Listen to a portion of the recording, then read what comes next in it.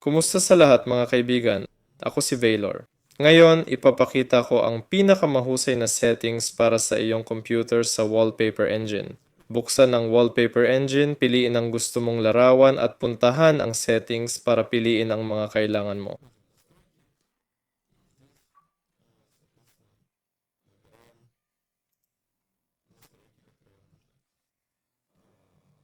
Ayon.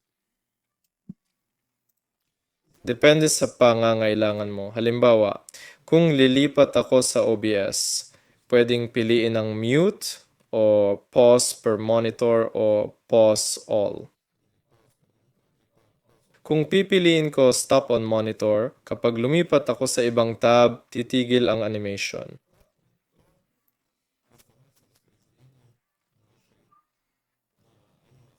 Ayon. Kaya hayaan na lang natin ito. Dito, pwedeng piliin ang stop. Ayon. Dito rin pwedeng piliin ang stop. Kung may full screen program ka, makakatulong ito para makatipid ng space. Ayon. Pwede ring piliin kung may ibang apps na nagpe-play ng audio. Oo, piliin natin ang mute dito. Ayon. Display sleep. Pindutin ko ang stop at iwan na lang dito. Oo, maganda to, depende sa iyong computer. Halimbawa, may video card ka na 2 o 4 gigabytes. Payo ko, pumili ka sa dalawang to. Kung mababa RAM mo, piliin mo sa dalawang settings na to. Para maganda pa rin tingnan, pwede mong piliin ng high quality. Oo, ibaba mo ang iba para di masakit sa mata. Kung maganda setup mo, pwede mong itaas. Hindi ko inire-recommenda ang FPS na higit sa 30. Pwede mong piliin dito ang 4x anti-aliasing. Ayon. Pwedeng iset sa medium to, pati ito. Ayon. At saka ultra. Dito pwede ka nang mag-eksperimento. Pwedeng mas mataas na FPS. Depende to sa refresh rate ng monitor mo. Kung may 60 Hz monitor ka, walang saysay maglagay ng higit 60 FPS. Di mo naman mapapansin ang pagkakaiba.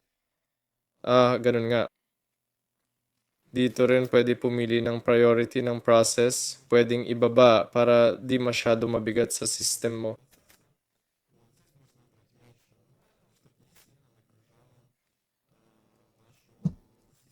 Pwede ring iset na tumigil pag kulang ang video memory.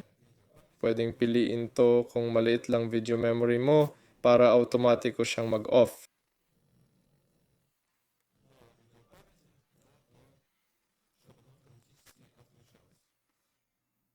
Ayun. Pindutin ang OK para i-apply ang setting. Huwag kalimutang i-update ang drivers at Windows para sa mas magandang performance.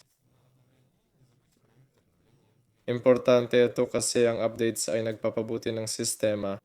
Para sa Windows, punta ka sa Settings at Security. Ayun.